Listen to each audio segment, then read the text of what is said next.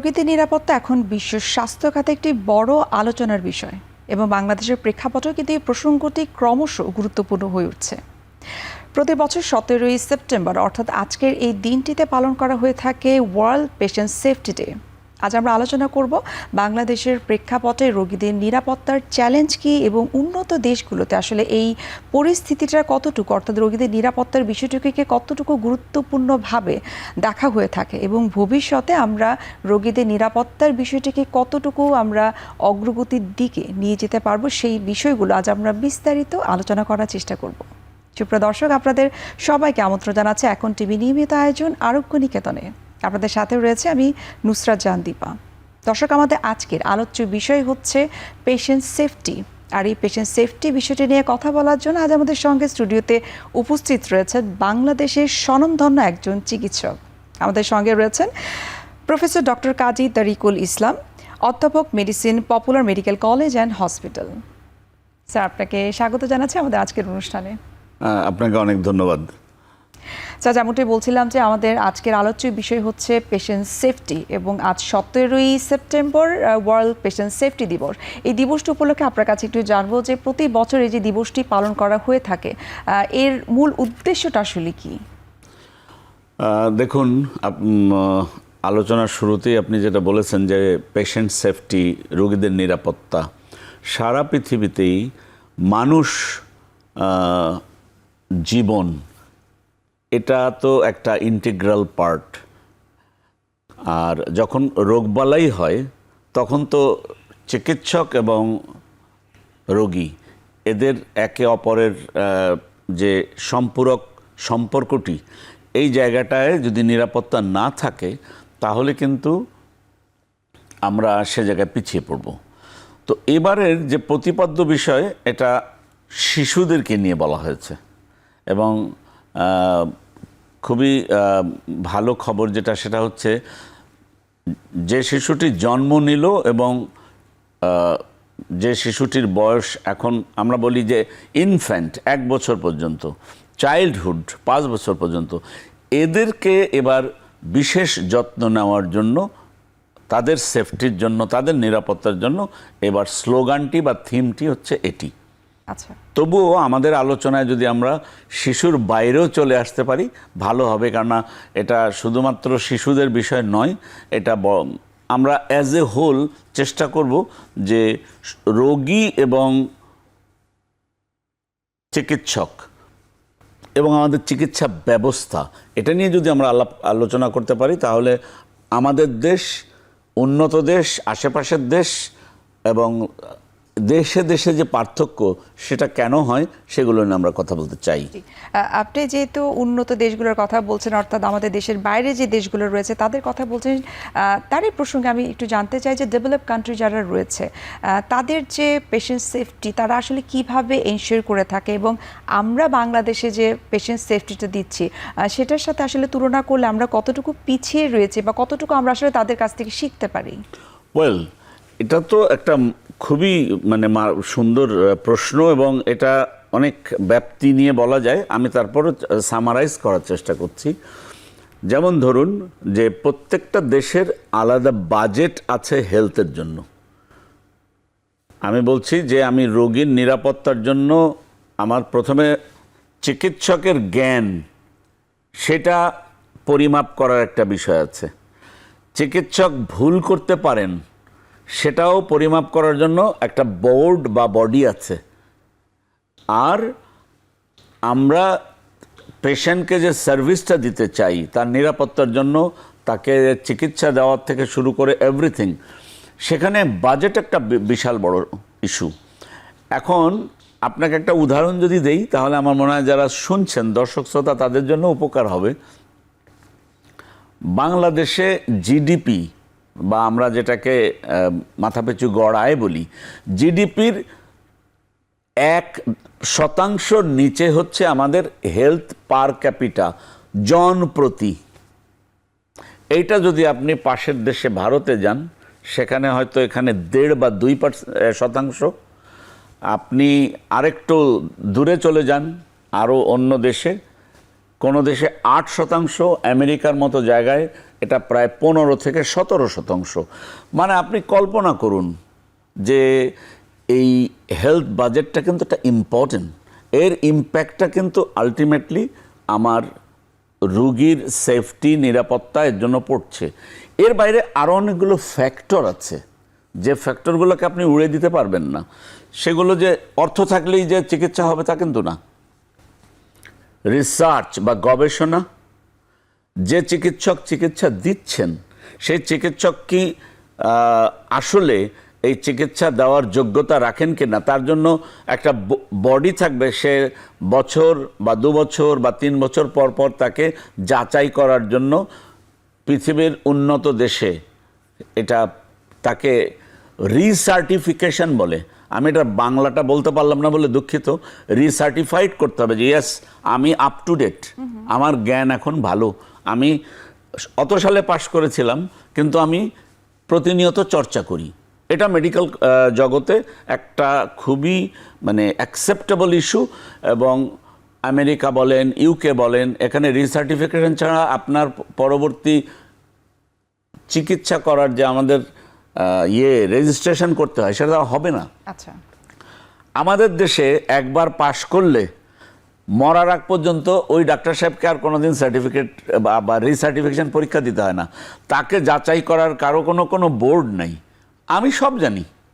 So এই জায়গা থেকে চিকিৎসকের দৃষ্টিভঙ্গিও বেরিয়ে আসতে হবে যে আমি যদি না জানি, আমি আমার কলিগকে নিয়ে আমি আমরা যেটাকে আগে মেডিকেল বোর্ড বলতাম, এখন এটাকে বলে শেয়ার ডিসিশন মেকিং। রোগীর নিরাপত্তায় আমি আরও 2 জনের সঙ্গে কথা বলবো, আমি শেয়ার করব যে আমি ডায়াগনোসিস করতে আমার সমস্যা হচ্ছে বা আমি বুঝতে পারছি না। এতে কোনো লজ্জা নাই, এতে কোনো শেম নাই, বাট আমি শেয়ার করতে চাই। এই যে আমি শেয়ার করতে চাই, এই ব্যাপারটা কিন্তু আমাদের দেশের চিকিৎসক থেকে শুরু করে যারাই চিকিৎসা করেন না কেন, পেশেন্ট সেফটির জন্য, আমরা ঘুরে ফিরে ওখানেই আসছি, পেশেন্ট সেফটির জন্য এটা খুবই ইম্পর্টেন্ট। আমি শুরুতে আপনাকে বলছিলাম যে এবারের প্রতিপাদ্য বিষয় কিন্তু শিশুদেরকে নিয়ে। শিশুর জন্মর পর থেকে তার কনজেনিটাল কোনো ডিসঅর্ডার নিয়ে জন্ম নিচ্ছে কিনা, রাষ্ট্রের ওই যন্ত্রগুলার দায়িত্ব তাকে ইমিডিয়েটলি দেখা। যে শিশুটি জন্ম নিল, নেওয়ার পরে কিন্তু রাষ্ট্রের সম্পত্তি, রাষ্ট্র তার এই শিশুটি, যেমন ধরেন মানে অটিজমের কথা আমি বলি, এখন অনেক বাচ্চা অনেক বেশি বৃদ্ধি পেয়েছে। আমার ধারণা আগেও ছিল, আগে আমরা জানতাম না, এখন আমরা জানি বলে আমরা বলি অটিস্টিক বেবি। একটু মানে এল্ডারলি মাদার হলে অটিস্টিক বেবি হওয়ার চান্স থাকে, নানান রকম থিওরি আছে, আমি ওখানে যাব না। কিন্তু এই অটিজম ইস্যুটা বা এই বাচ্চা কোনো কনজেনিটাল ম্যালফরমেশন, ডিফরমেশন নিয়ে তো জন্ম নিল কিনা, এই নবজাতকের ব্যাপারটা, এটাকে এবার বেশি গুরুত্ব দেওয়া হয়েছে, বিকজ এই তো আগামী দিনের ভবিষ্যৎ হবে। তাহলে আমাদের উচিত কি যে আমরা যেন ইমিডিয়েটলি তার ব্যবস্থা নেই এবং চিকিৎসক তাকে দেখে কোনো ডিসঅর্ডার আছে কিনা। হ্যাঁ, এই চর্চাটা এখন বাংলাদেশে আগে হতো কিনা জানি না, কিন্তু আমি এখন বলতে পারি বেবি হওয়ার পরপরই একজন নিওনেটোলজিস্ট এসে ইমিডিয়েটলি তাকে পরীক্ষা করেন যে তার কোনো, এবং এটি কিন্তু আমরা অনেক বড় বড় হসপিটাল বা প্রাইভেট হসপিটাল কিন্তু আমরা দেখছি বেবি হওয়ার সঙ্গে সঙ্গে কিন্তু এক্স্যাক্টলি শিশু বিশেষজ্ঞ তাকে চেক আপ করছেন। আপনার কাছে আরেকটা বিষয় জানবো যে এই দিবসটি উপলক্ষে আপনি বলছেন এবার যেহেতু বাচ্চাদেরকে নিয়েই আপনাদের প্রতিপাদ্য বিষয়, সেটি নিয়ে আসলে আপনাদের সারাদিনের আসলে কি কি ধরনের কর্মসূচি রয়েছে, কিভাবে আসলে মানুষদেরকে আপনারা অ্যাওয়্যার করছেন?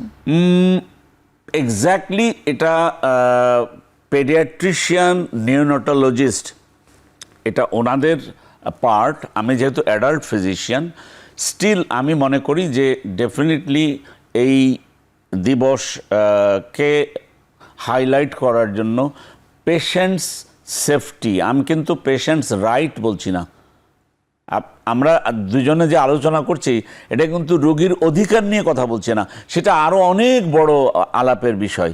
রাষ্ট্র, সমাজ, ব্যক্তি, অনেক কিছু আসবে। এখানে আমরা বলছি রোগীর নিরাপত্তা নিয়ে কথা বলছি, এবং রোগীর নিরাপত্তার মধ্যে কিন্তু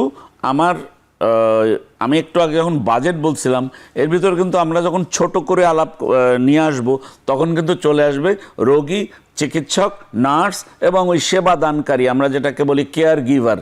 আমিও কেয়ার গিভার, নার্সও কেয়ার গিভার, ইভেন একজন ওয়ার্ড বয় যে সেও কেয়ার গিভার। তো এই কেয়ার গিভার যারা, তাদের প্রত্যেকের নির্দিষ্ট কিন্তু একদম মানে লেখা আছে কার কি দায়িত্ব। সভ্য দেশে এগুলো পরিষ্কার লেখা আছে, আমাদের দেশেও লেখা আছে। ইমপ্লিমেন্টেশন হচ্ছে ইস্যু। উদাহরণস্বরূপ যদি বলি আপনাকে, আমাদের দেশে চিকিৎসক নয় এমন লোক, হয়তো সে একজন চিকিৎসকের সহকারী ছিল, সে সার্জারি করে ফেলছে। আমাদের দেশের মানুষ দোকানে গিয়া, আমরা যেটাকে বলি ওভার দ্য কাউন্টার সে ওষুধ কিনে ফেলছে, ওষুধ কিনে খেয়ে তার একটা জটিলতা সৃষ্টি হচ্ছে। এই দায়গুলো এড়ানো সম্ভব যদি এখানে আইনের প্রয়োগ থাকে। আচ্ছা, এই জায়গাটা আমার একটা প্রশ্ন রয়েছে, যেহেতু আপনি বললেন যে তিনি ডক্টর নন কিন্তু তিনি সার্জারি করছেন, এবং দেখা যাচ্ছে যে ফার্মেসিতে কোনো ধরনের প্রেসক্রিপশন ছাড়াই কিন্তু মেডিসিন বিক্রি করছে, সেখান থেকে ভুক্তভোগী রোগী যিনি আছেন তিনিও কিন্তু কিনছেন, খাচ্ছেন। এই জায়গাটা আপনি যে বললেন যে একটা আইনগত ব্যবস্থা নেওয়া যেতে পারে, এক্ষেত্রে হেলথ সেক্টরের ক্ষেত্রে আপনাদের ডাক্তারদের পক্ষ থেকে আসলে কি কি ধরনের সুপারিশমালা রয়েছে? দেখেন, এটা তো ডাক্তারদের পক্ষ থেকে ঘটনাটা নয়, এই ঘটনাটা হচ্ছে প্রশাসন। প্রশাসন যদি এই ব্যাপারটাকে খুব সঠিকভাবে এবং কড়াভাবে নেন, এবং যেমন ডাক্তারদের শাস্তি দেওয়ার একটা প্রতিষ্ঠান আছে, সেটার নাম হচ্ছে Bangladesh medical and dental council. আমি বা আমার মতো কোনো চিকিৎসক যদি ভুল করে থাকি, সেই ভুল যদি প্রমাণিত হয়, তার জন্য শাস্তি ছোট থেকে শুরু করে বড় অনেক কিছু আছে। আমাদের আশেপাশের দেশগুলোতেও আছে, সভ্য দেশেও আছে, জেল, জরিমানা, অর্থদণ্ড, অনেক কিছু আছে। কিন্তু এই কাজটা যারা ইমপ্লিমেন্ট করবেন, তাদের এই জায়গাটা কঠিন হতে হবে, যে পেশেন্টের যে অধিকারটা ছিল তার সেই নিরাপত্তাটা ব্যাহত হয়েছে, এবং এটা যখন একটা বোর্ড করে পরীক্ষা করে দেখা হলো যে না, এখানে চিকিৎসক দায়ী, তাহলে সে তার শাস্তি হতে পারে প্র্যাকটিস করতে পারবে না, তার শাস্তি হতে পারে অর্থদণ্ড, ইভেন তার শাস্তি হতে পারে যে হ্যাঁ, পেশেন্টটা মারা গেছে ভুল চিকিৎসায়, তাহলে বাংলাদেশের যে সমস্ত ফৌজদারি নিয়ম আছে, আমি হয়তো আইনের ভাষা বলতে পারবো না, কিন্তু সেখানে ব্যবস্থা আছে।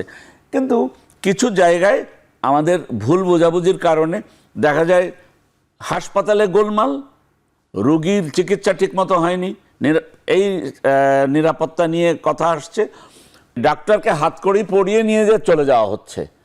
এই জায়গাগুলো সমাজে একটা ভুল মেসেজ দিচ্ছে। আচ্ছা, কারণ আপনি আমাকে তখনই বিচার করবেন যখন আমি দোষী প্রমাণিত। তার আগ পর্যন্ত আপনি আমাকে সার্ভিলেন্সে রাখেন, আপনি আমাকে দেশ ছাড়া হতে দিয়েন না, আমাকে যেতে দিয়েন না, তারপর এটা বোর্ড করে দেখেন চিকিৎসকের ভুল।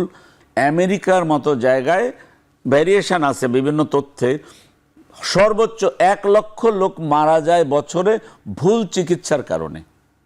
তাহলে এটাও কিন্তু রোগীর নিরাপত্তার ঘটনায় আসলো। তাহলে আপনি খালি চোখ বন্ধ করে চিন্তা করেন বাংলাদেশের মতো জায়গায় তাহলে কত মানুষ আক্রান্ত হচ্ছে।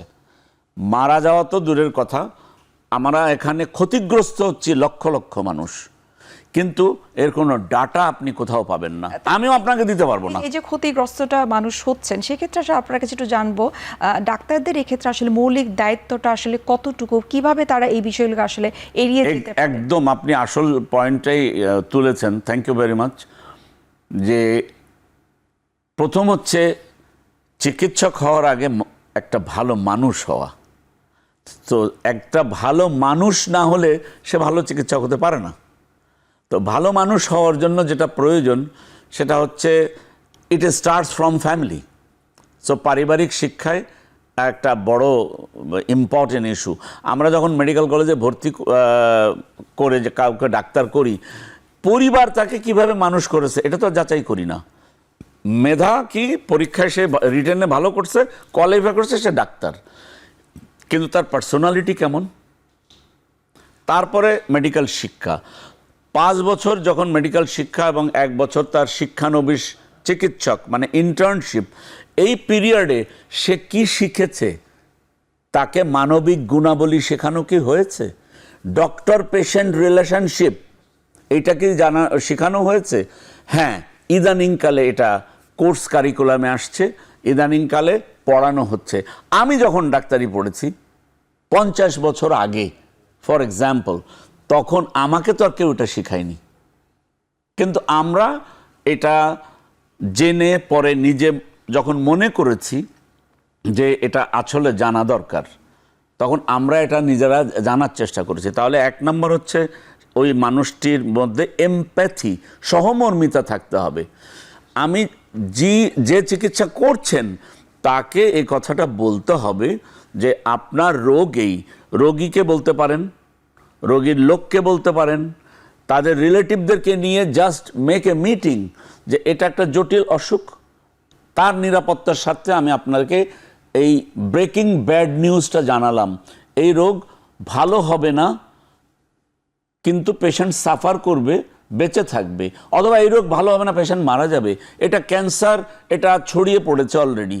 আমি উদাহরণস্বরূপ বলছি, এই জানানোর বিষয়টা আমাদের মধ্যে, বা এই যে ডেসিমিনেশন, আমি পেশেন্টের সঙ্গে একটা র্যাপো তৈরি করছি, এই র্যাপো নাই বা খুবই কম।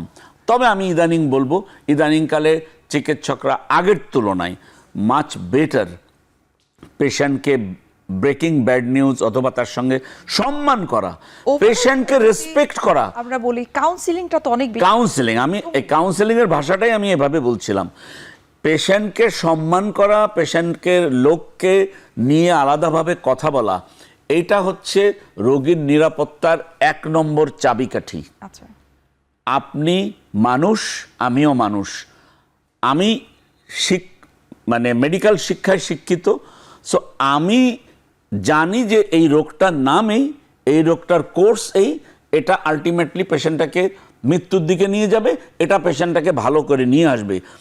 আপনার আমার মধ্যে তফাৎ কিন্তু শুধু এতটুকুই যে আমি এটা জানি আর আপনি এটা জানেন না, সে আপনাকে জানানো আমার দায়িত্ব।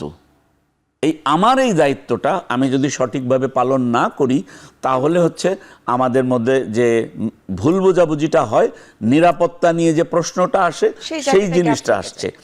আর যেটা চিকিৎসকের বিষয়টা, চিকিৎসককে প্রতিনিয়ত আপ টু ডেট থাকতে হবে, জ্ঞান অর্জন করতে হবে। এখনকার দিনে এই জিনিস হাতে থাকতে কেউ পিছিয়ে পড়ে থাকবে এটা তো কেউ বিশ্বাস করবে না। কারণ হচ্ছে আপনি গাড়ির মধ্যে বসে থেকেও কি রুগীটাকে বলবেন, লেটেস্ট কি সারা দুনিয়াতে, আমেরিকায় আজকে কোন ওষুধটা বেরিয়েছে, কোন লিটারেচারটা ভেরি ইম্পর্টেন্ট, কোন পাবলিকেশনটা একদম আপ টু ডেট, এটা আপনি মানে বসে থেকে আপনি জানতে পারতেছেন। তাহলে আজকের দিনে তো পিছু থাকার কোনো প্রশ্নই ওঠে না। রোগীর নিরাপত্তার জন্য ডক্টর বলেন বা এই টোটাল কেয়ার গিভার যারা বলেন, তারা আমি মনে করি definitely they can do best. তবে কিছু জায়গা আছে যেটা অনিচ্ছাকৃত ত্রুটি, অনিচ্ছাকৃত ভুল, ধরতে না পারা, যেটা আমি শুরুতে আপনাকে বলছিলাম যে যদি কোনো চিকিৎসক মনে করেন, যদি কোনো ডক্টর এরকম ভাবেন যে আমি ব্যাপারটা বুঝতে পারছি না, ডায়াগনোসিস করতে পারছি না, there is no shame to call shared decision making. অর্থাৎ আমি আরো 3-5 জনকে ডেকে তিনি তার সিনিয়রের সঙ্গে কথা বলতে পারেন। এক্স্যাক্টলি, বিকল্প অনেক ব্যবস্থা রয়েছে। সেই বিষয়গুলো স্যার আপনার কাছ থেকে আরেকটু বিস্তারিত জানবো। একটা বিরতির সময় হয়ে গেছে, আমরা বিরতি নিচ্ছি। জি।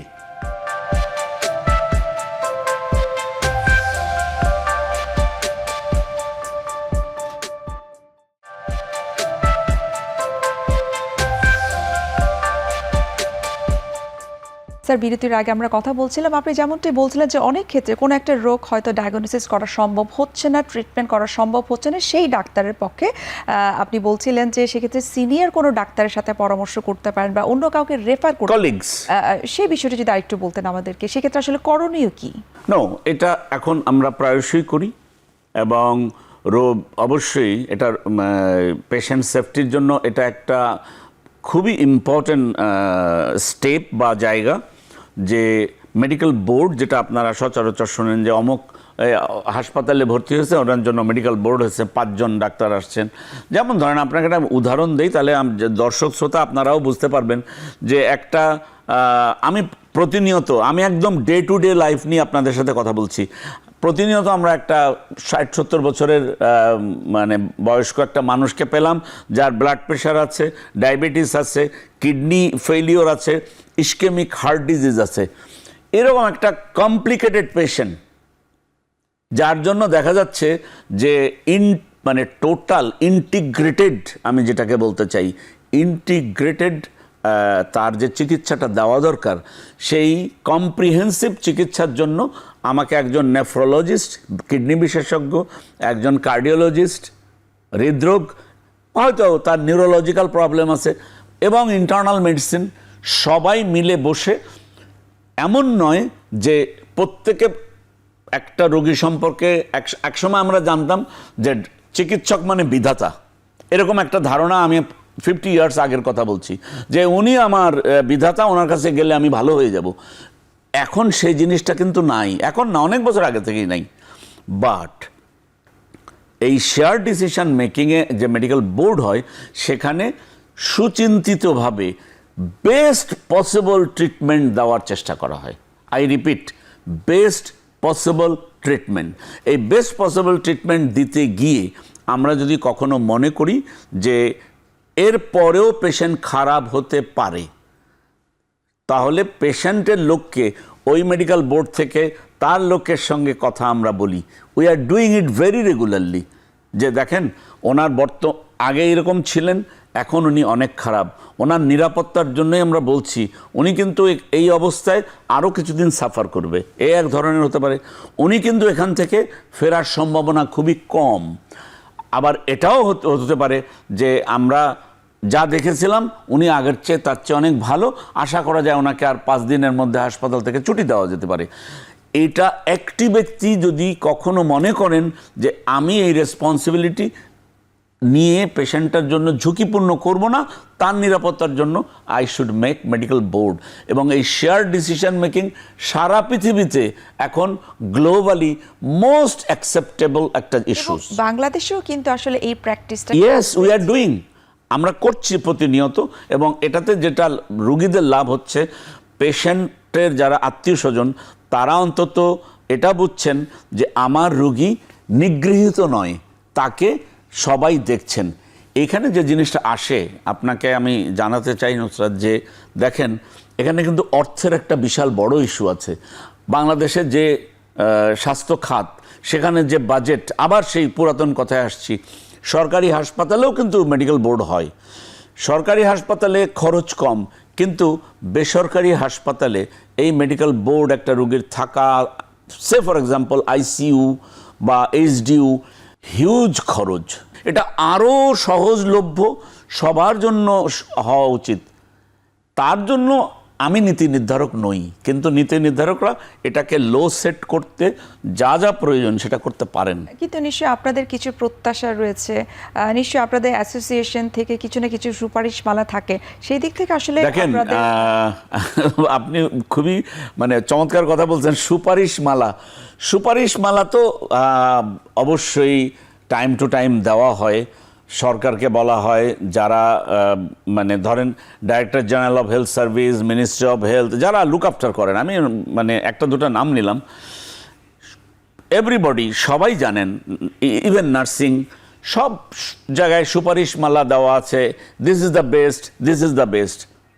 কিন্তু প্রয়োগ কতটুকু, আমি ওখান থেকে পাচ্ছি কতটুকু, এই বিষয়টি আপনার কাছে একটু জানবো। যে আমাদের দেশে আপনি যেমনটা বলছিলেন যে আমাদের প্রচুর রিসার্চ হচ্ছে, কিন্তু সেই রিসার্চগুলোর আউটকাম যা আসছে সেই অনুযায়ী কি ইমপ্লিমেন্টেশন আমাদের দেশে হচ্ছে না? কেন হচ্ছে না সেটার জন্য আসলে আপনারা কি কি পদক্ষেপ আপনারা নিতে চান বা কি কোন কোন জায়গায় আসলে ল্যাকেন্সগুলো রয়েছে সেটা যদি আমাকে একটু বলতেন। দেখেন, রিসার্চ আমাদের দেশে হচ্ছে, আপনি পাশের দেশ ভারতের কথা বলেন, আমরা ভারতের চেয়ে অনেক পিছিয়ে আছি। আপনি যদি চায়নার কথা বলেন, আমরা অনেক পিছিয়ে আছি। আমি ইউরোপ আমেরিকা তো বাদই দিলাম, কিন্তু তারপরেও এই দেশে যতটুকু রিসার্চ হচ্ছে, এই রিসার্চগুলোকে লিপিবদ্ধ করা এবং এর ইমপ্লিমেন্ট করার জন্য শুধু যে রিসার্চার মিস্টার এক্স, উনি রিসার্চ করে বললেন আই গট দিস, কিন্তু এটা ইমপ্লিমেন্ট করার জন্য তো কতগুলো বডি লাগবে। সেই বডির মধ্যে কিন্তু মানে সরকার নির্ধারণ করে দিবে যে এই রিসার্চের এই ফাইন্ডিংস, অর্থাৎ এইটা করো। আপনি গর্ব করতে পারেন, বাংলাদেশে আইসিডিডিআরবি আজ থেকে 50 বছর আগে যখন এসেছিল, তখন তারা আসছিল শুধু ডায়রিয়া চিকিৎসা করতে, এবং ডায়রিয়ার ওরাল রিহাইড্রেশন স্যালাইন এইখানে বাংলাদেশের বিজ্ঞানীরাই আবিষ্কার করেছে। আজকে সারা পৃথিবীতে ওআরএস অ্যাকসেপ্টেবল, এবং ওআরএস একটা মানে সারা পৃথিবীতে এটা একটা আলোড়ন ফেলেছে। আইসিডিডিআরবির মতো এরকম প্রতিষ্ঠান আর কয়টা আছে হাতে গুনে বলেন তো? নেই বললে everybody is busy with something else. ঠিক যারা রিসার্চার তারা কিন্তু ক্লিনিশিয়ান না হওয়াই ভালো। আই এম 70 নাও, আমি আপনাকে একদম এই মানে অথেন্টিকভাবে কথাটা বলছি, যে রিসার্চার সে রিসার্চ নিয়েই থাকবে, পৃথিবীর সব দেশেই তাই। আমি ক্লিনিশিয়ান, আমি রিসার্চার কি পেয়েছেন এটা আমি প্রয়োগ করব, আমি ক্লিনিশিয়ান। আমি রিসার্চার যদি না হই তাহলে আমি রিসার্চের মধ্যে যাব না, আমি রিসার্চারকে বলবো যে ভাই আপনি কি পেয়েছেন আমাকে বলেন, আমি এটা প্রয়োগ করব। তাহলে একজন রিসার্চ করবে, একজন প্রয়োগ করবে, আর কিছু লোক আছে যারা এটাকে তদারকি করবে। অর্থাৎ এটা একটা টিম ওয়ার্ক বলা যায়। Team work, exactly. কিন্তু সেই টিম ওয়ার্কের জায়গায় যদি আমরা কোথাও একটু ভুল করি, ভুল তো আমরা করছি, অবশ্যই করছি, আমরা স্বীকারই করছি আমরা ভুল করছি, সবাই মিলেই ভুল করছি। এই ভুল করার জায়গা থেকে আরও আমাদের বেরিয়ে আসা প্রয়োজন। আচ্ছা, আপনি তো বলছেন যে আসলে আমরা যেন ভুল না করি, তো এক্ষেত্রে ডাক্তারের পাশাপাশি কিন্তু টিমে আরো অনেক হেলথ কেয়ার প্রোভাইডাররা রয়েছে, যেমন নার্স অনেক বড় একটা, অবশ্যই আমি বলতে পারি যে তাদের ভূমিকাটা অনেক বেশি গুরুত্বপূর্ণ। একটু জানবো যে তাদের জায়গা থেকে আসলে কতটুকু গুরুত্বপূর্ণভাবে তারা কাজ করতে পারে দায়িত্বের সাথে। নার্সের এডুকেশন, নার্স যে প্রোডাকশন হচ্ছে বাংলাদেশে, এই নার্স তৈরি হওয়া এবং নার্স কোয়ালিফাইড নার্স, আমি একটা লাইনে যদি শেষ করি, কোয়ালিফাইড নার্স, আমি দেশের বাইরে কাজ করেছি, আমি বাইরের দেশের কোয়ালিফাইড নার্সদের দেখে আমি বাংলাদেশের নার্স যাদের সাথে আমি কাজ করি আমি হতাশ। সেই কোয়ালিফাইড নার্স আমাদের কেন তৈরি হচ্ছে না, এইটার জবাব, যেহেতু আমি নার্সিংয়ের মধ্যে রিলেটেড না, আমি আপনাকে এখানে হয়তো খুব সন্তুষ্টজনক উত্তর দিতে পারছি না, কিন্তু আমাদের নার্সগুলা এই আইভি ক্যানুলা দেওয়া এবং ড্রিপটাকে লাগানো আর রোগীর ব্ল্যাঙ্কেটটা টেনে দেওয়া, এর বাইরে প্রচুর কাজ আছে নার্সের। বাইরের নার্সরা অ্যাজ গুড অ্যাজ, আপনার মনে হবে, পরিচয় না দিলে মনে হবে possibly he or she is a doctor, MBBS doctor, এরকম মনে হবে, বিকজ তাকে ওই জায়গায় তুলে নিয়েই বলা হয় now you are a nurse. তুমি নার্সিং মানে you are the first attendant, তারপরে তো ডাক্তার পরে আসছে, তারপরে বিশেষজ্ঞ তারপরে আসছে, তাহলে ফার্স্ট যে অ্যাটেন্ড করছে সে কিন্তু নার্স, তারপরে অ্যাটেন্ড করছে অন ডিউটি ডক্টর, তারপরে অ্যাটেন্ড করছে আমার মতো বিশেষজ্ঞ বা ওইবার মেবি। এই কারণে বলছি বাংলাদেশের নার্সিং ব্যবস্থাটা আগের চেয়ে কিছুটা হয়তো ভালো হয়েছে, বাট স্টিল আমি পার্সোনালি মনে করছি যে নার্সিংটায় আরও বোধহয় নজর দেওয়া উচিত। আমার বাইরের দেশে বাংলাদেশের কোনো নার্স যায় কিনা আমি জানি না, যদি যায়ও বাইরের নার্স, ইভেন ইন্ডিয়ান কেরালার নার্স, আমি উদাহরণ কেন দিলাম, আমি বাইরে যখন চাকরি করেছি ওখানে কেরালা, ফিলিপাইন, আরও অন্যান্য দেশের নার্সদের দেখেছি, দে আর সো এক্সপার্ট, তারা এত মানে চৌকস, যা এক কথায় বলা যায়। এই চৌকস নার্সদের দেখে তখন আমার দেশে ফিরে আসার পরে মনে হয়েছে যে আমরা অনেক পিছনে। এই জায়গাটা যদি আমরা মেকআপ না দিতে পারি, আপনি যেটা বললেন, আপনি তো বললেন যে কমপ্লেন করছে, আমি তো রুগীর নিরাপত্তা চাই, আমি রুগীর নিরাপত্তা চাই। সো এর জন্য নার্স ইজ নাম্বার ওয়ান। এবং রোগীদের আত্মীয় স্বজন যারা কমপ্লেনটা করছে সেটা কিন্তু রোগীর সেফটির জন্য, ভালোর জন্য। এক্স্যাক্টলি, আপনার কথাটা ঠিক। এবং রোগীর ভালোর জন্য, এবং পেশেন্টকে, যেহেতু নার্স হচ্ছে সবচাইতে closest to the patient, so তার আচার আচরণ এবং থেকে শুরু করে সফটনেস, এভরিথিং এত পলিশড হতে হবে। হ্যাঁ, কর্পোরেট হাসপাতালে নার্সরা রিলেটিভলি মাচ বেটার। কেন বলেন? কেন? Because they know hire and fire with the authority. কিন্তু যেই আপনি যাবেন গভর্নমেন্ট হাসপাতালে, ওর যে একবার চাকরি হয়েছে, ওর চাকরি তো যাবে না। ও যত খারাপ ব্যবহার করুক, দুর্ব্যবহার করুক, ম্যানেজ করে ফেলবে। এটা সত্য কথা, হয়তো অনেকের শুনতে খারাপ লাগছে, কিন্তু এটি তো বাস্তব, এটি তো বাস্তব। কিন্তু কর্পোরেট হাসপাতালগুলোতে নার্সরা definitely they are relatively better, এবং তাদের সঙ্গে একটু বাইরের নার্সের তুলনা করা যায়, মানে ওদের কেয়ারিংটা দেখে। তো এই যে নার্সের কথাগুলো বললেন যে কিছু কিছু ল্যাকিংস তো ডেফিনেটলি রয়েছে, এবং আপনি যেমনটাই বলছিলেন যে তারা শুধুমাত্র একাডেমিক শিক্ষাটাই কিন্তু নিচ্ছে, কিন্তু how to approach with your patient, সেই জায়গাটাই কিন্তু আসলে আমার মনে হয় যে শিক্ষাগত বিষয়টা অতটা গুরুত্বপূর্ণ। ওই যে বললাম যে আমাদের কারিকুলামে যেমন আসছে ডক্টর পেশেন্ট রিলেশনশিপ, এটা পড়তেই হবে, এটা পড়ে পরীক্ষায় পাশ করতে হবে। এটা ছিল না এক সময়, এখন আসছে। We are happy for that, এবং ভবিষ্যতে হয়তো আরও কিছু চেঞ্জ হবে।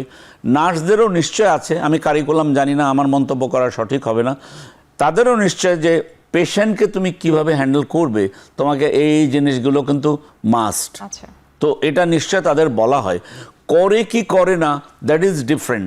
সেই কারিকুলামে সবই থাকে।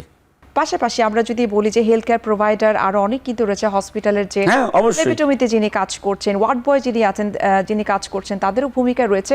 টেকনোলজিস্ট যারা রয়েছে, প্রত্যেকেরই কিন্তু আলাদা আলাদা করে ভূমিকা রয়েছে পেশেন্টদের সেফটি, নিরাপদ বা সুনিশ্চিত করার জন্য। সেই বিষয়গুলো আরেকটু আমরা জানবো আপনার কাছ থেকে। আরো একটা বিরতির সময় হয়ে গেছে, থ্যাংক ইউ।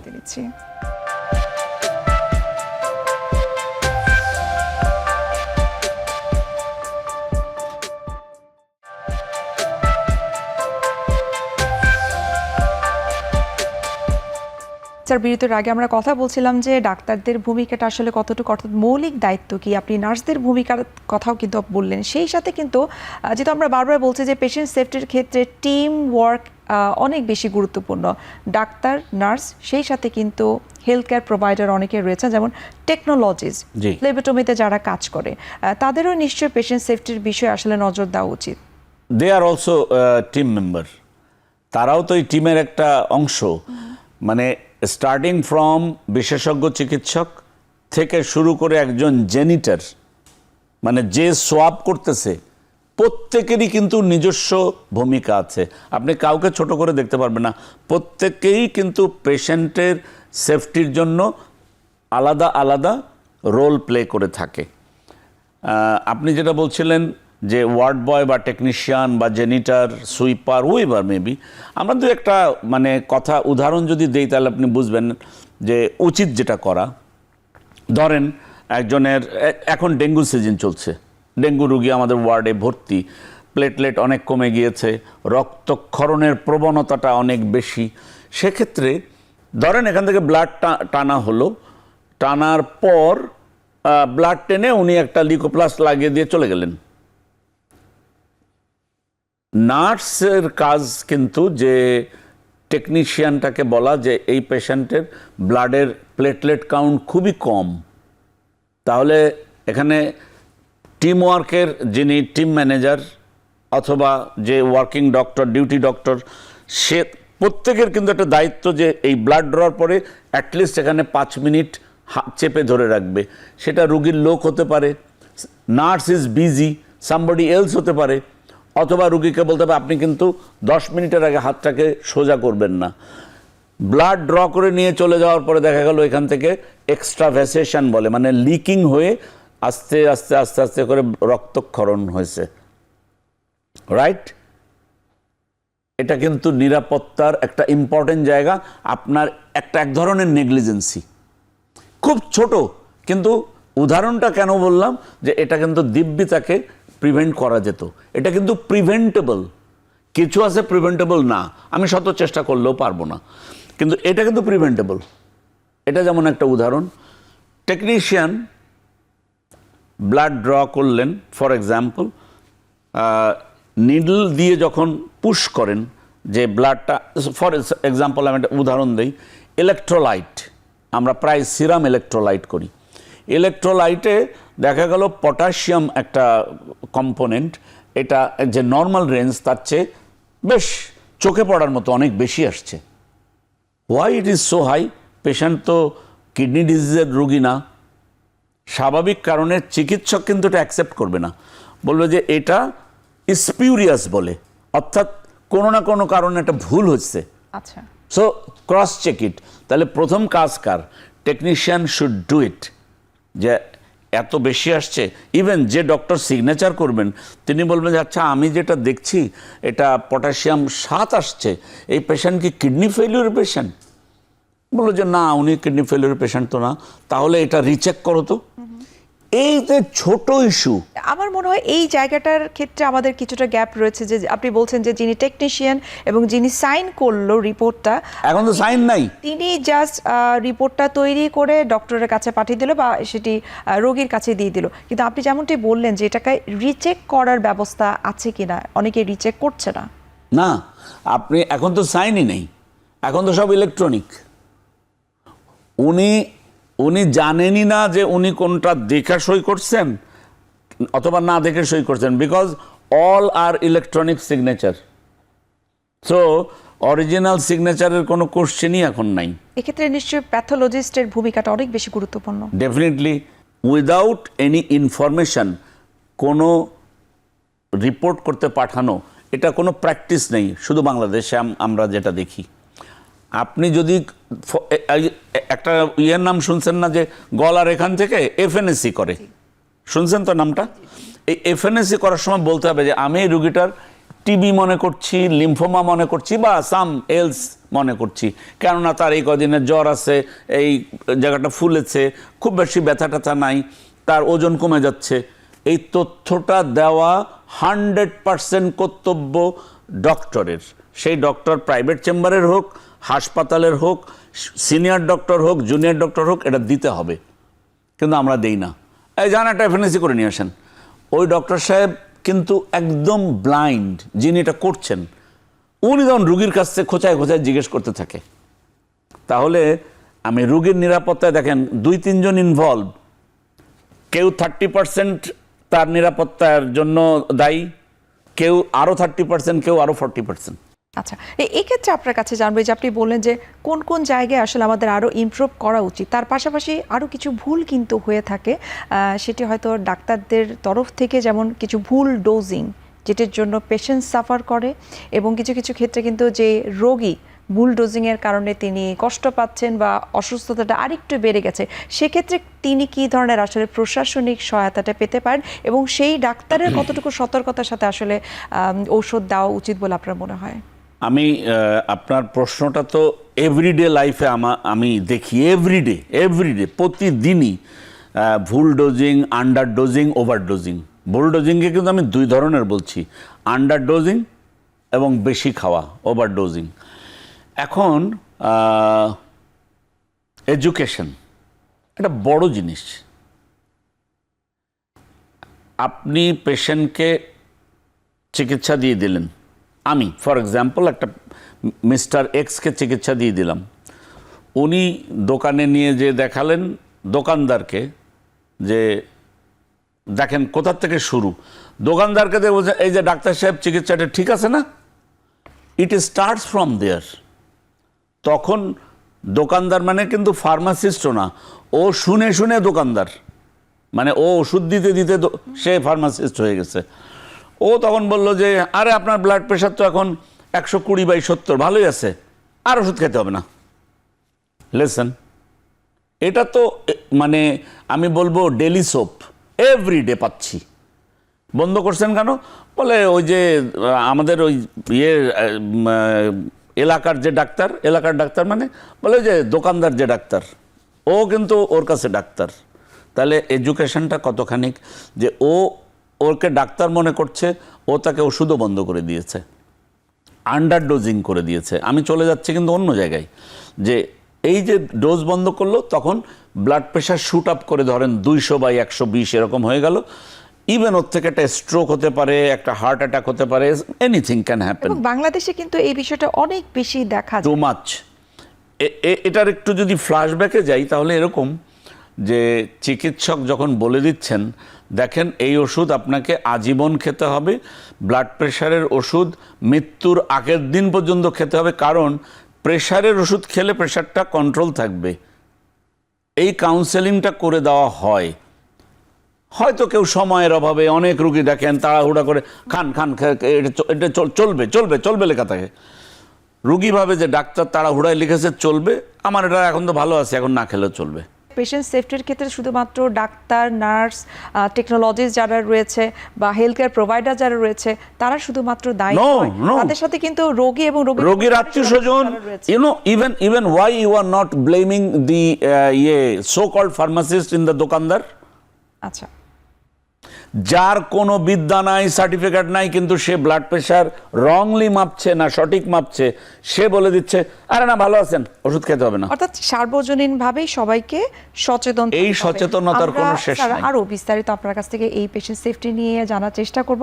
আরো একটা বিরতির সময় হয়ে গেছে, আমরা বিরতি নিচ্ছি।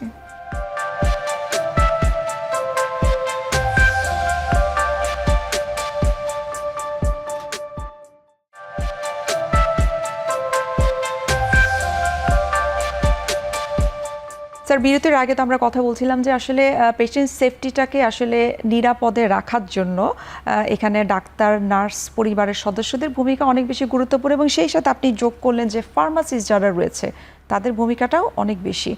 একটু আপনার কাছে এখন জানবো, অনেকগুলো বিষয়ে তো আপনি খুব চমৎকারভাবে আমাদেরকে একদম বাস্তবিক যে উদাহরণ সেগুলো আপনি আমাদেরকে দিলেন। একটু জানবো যে বাংলাদেশের প্রেক্ষাপটে এই পেশেন্ট সেফটিটাকে ইমপ্রুভ করার জন্য আমাদের কোন 3টি পদক্ষেপ না নিলেই নয়? চিকিৎসক, সেটা বিশেষজ্ঞ চিকিৎসা হন আর সাধারণ চিকিৎসক হন, এমবিবিএস ডক্টর থেকে শুরু করে অনওয়ার্ড যতই তার ডিগ্রি থাকুক, যাই থাকুক, চিকিৎসকের শুরুতে একটা কথা বলছিলাম আপনাকে, বোধহয় মনে আছে, যে be a good human being first, যে আমি রুগীটাকে রেসপেক্ট করি। যে ভিতরে পেশেন্ট যখন ঢোকে আপনি invariably you give a respect, মানে কি আপনি একটা সালাম দেন, রোগীর সঙ্গে একটা র্যাপো তৈরি হোক, যে একটা বন্ড তৈরি হোক। দিস ইজ নাম্বার 1, যেটা একটা রুগীর নিরাপত্তার জন্য রুগী আশ্বস্ত হবে ডাক্তার সাহেব আমাকে সালাম দিয়েছে, অথবা রুগীও কখনো আগে দেয়, আপনি ওয়ালাইকুম আসসালাম, বসুন, কি নাম আপনার, শুভেচ্ছা, বাড়ি কোথায়, কত দূর আসলেন, এইটা দিয়ে কিন্তু একটা হতে পারে প্রথম র্যাপো। সো চিকিৎসক এটা দিয়ে করতে পারেন। তাকে একটু সময় দিতে হবে। তাহলে আমরা যখন একটা পেশেন্টকে দেখি, সেটা আমাদের চেম্বারে হোক বা আমরা ইয়েতে হোক, আমরা যেন পেশেন্টটাকে একটা সাফিসিয়েন্ট টাইম দিই। আমরা আশা করতে পারি যে সরকারি এবং বেসরকারি যে হসপিটালগুলো রয়েছে কোলাবোরেশন করে কি এই পেশেন্ট সেফটিটাকে ইমপ্রুভ করা যেতে পারে? মানে পাবলিক পার্টনারশিপ, জি, জি। আমার মনে হয় যে ইটস এ বিগ ইস্যু। আপনি এমন একটা প্রশ্ন করলেন যে সরকার তো ধরেন লাস্ট কোভিডে আমার যে অভিজ্ঞতা, বেসরকারি হাসপাতাল তো একটা বিশাল সাপোর্ট দিয়েছে, বিশাল। সরকারি হাসপাতালে বিছানা নাই, ইভেন ফ্লোরও নাই। হ্যাঁ, বেসরকারি হাসপাতালের সঙ্গে গভর্নমেন্ট তো অবশ্যই একটা মানে কোলাবোরেশন করতেই পারেন, কিন্তু এটা কোন ফর্মে বা ফরম্যাটে হবে বা হলে ভালো হয়, সেটা আমার মনে হয় যে আমাদের এই আলোচনার খুব বেশি ইম্প্যাক্ট রাখবে বলে মনে হয় না। But it can be a good proposal. যে তবে হ্যাঁ, নার্সের কোয়ালিটি নার্স প্রোডাকশন, আচ্ছা, এইটা উপরে জোর দেওয়া উচিত, কোয়ালিটি নার্স প্রোডাকশন। আর যারা রোগীদের লোক, আর যাদেরকে যে কথাগুলো আমরা একটু এড়িয়ে যাচ্ছিলাম, শেষের দিকে আলোচনা করেছি, আমরা কি নন ডক্টরদের আমরা কি ঠেকায় রাখতে পারছি? এক্ষেত্রে কি কোনো আইন প্রয়োগ করা যেতে পারে? আইন হয়তো আছে, কিন্তু একসময় বোধহয় ছিল যে ওই করা যাবে, ভিলেজ ডক্টররা তারা চিকিৎসা দিতে পারবে, সেই প্রথা চলছে। তারা ডাক্তার কেন লিখবে না? কয়দিন আগে তো দেখলেন, যদিও এটা ডাক্তারি পেশার বাইরে, প্রকৌশলী গ্রাজুয়েট আর ডিপ্লোমা প্রকৌশলী শাহবাগে কি গোলমাল আন্দোলন শুরু, এ তো আছে, ডাক্তারিতেও আছে।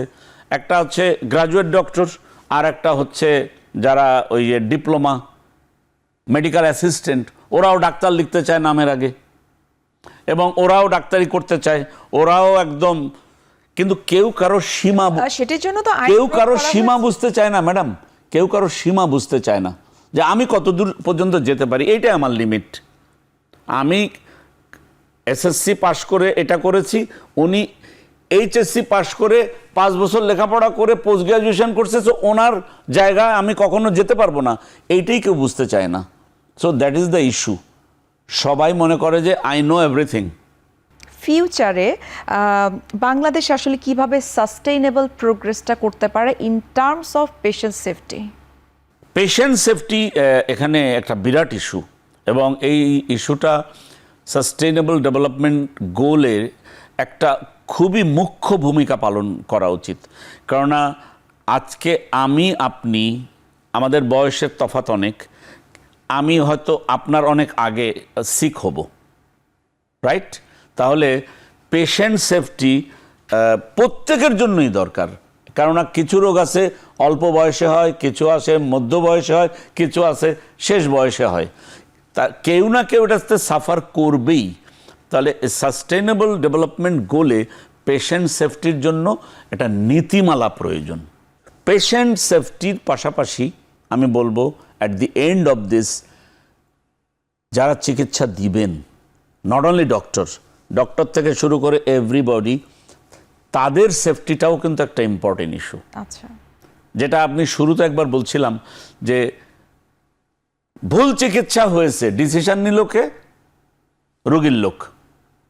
ভুল চিকিৎসা হয়েছে, সো আমার রোগী তাতে খারাপ হয়েছে বা মারা গেছে, হোয়াট এভার মেবি, ভাঙচুর করে হাসপাতাল হলো, ডাক্তারে ধরে পিটান দিল, পুলিশ এসে ডাক্তারটারে হ্যান্ডকাপ লাগাই নিয়ে, হয়তো পুলিশ তাকে ওখানে সেভ করলো, তাকে নিয়ে গেল হাজতে। এটা কিন্তু সলিউশন হতে পারে না। বিং ডক্টর আমার কাছে তাই মনে হয় এটা সলিউশন হতে পারে এই যে না। মানবিকতার বিষয়টি যেটা আপনি বলছিলেন যে চিকিৎসার ক্ষেত্রে অনেক বেশি গুরুত্বপূর্ণ, সেই মানবিকতা কিন্তু আসলে এই রোগীর আত্মীয় স্বজন তাদের মধ্যে কিন্তু থাকা উচিত। হ্যাঁ। আমরা অনুষ্ঠানে স্যার একেবারে শেষ পর্যায়ে চলে এসেছি। আমার অসম্ভব ভালো লেগেছে এবং আশা করি আমাদের আজকের অনুষ্ঠানের মাধ্যমে আসলে পেশেন্ট সেফটির বিষয়ে কি কি বিষয় অন্তর্ভুক্ত রয়েছে সেই সম্পর্কে আমার মনে হয় যে চমৎকার কিছু ধারণা পেয়েছে, এবং যে বাস্তবিক উদাহরণগুলো দিয়েছেন এগুলো আসলে আমাদের সবারই জানা উচিত। আমরা জানতে পেরেছি আপনার মাধ্যমে, অসংখ্য ধন্যবাদ। একটা বিষয় কিন্তু আমরা বুঝেছি যে আসলে পেশেন্ট সেফটি মানে কিন্তু সেটা শুধুমাত্র ডাক্তার বা হেলথ মিনিস্ট্রির কাজ নয়। অসংখ্য ধন্যবাদ আপনাকে এখন টিভির পক্ষ থেকে। থ্যাংক ইউ ভেরি মাচ, আপনাকে অসংখ্য ধন্যবাদ। খুবই প্রাণবন্ত আলাপ আলোচনা হয়েছে এই জন্য। সুপ্রিয় দর্শক, এতক্ষণ আপনারা দেখছিলেন এখন টিভি নিয়মিত আয়োজন আরোগ্য নিকেতন। আজ এখানে শেষ করছি, দেখা হবে আবার আপনাদের সঙ্গে। সে পর্যন্ত আপনারা সবাই ভালো থাকুন, সুস্থ থাকুন। আল্লাহ হাফেজ।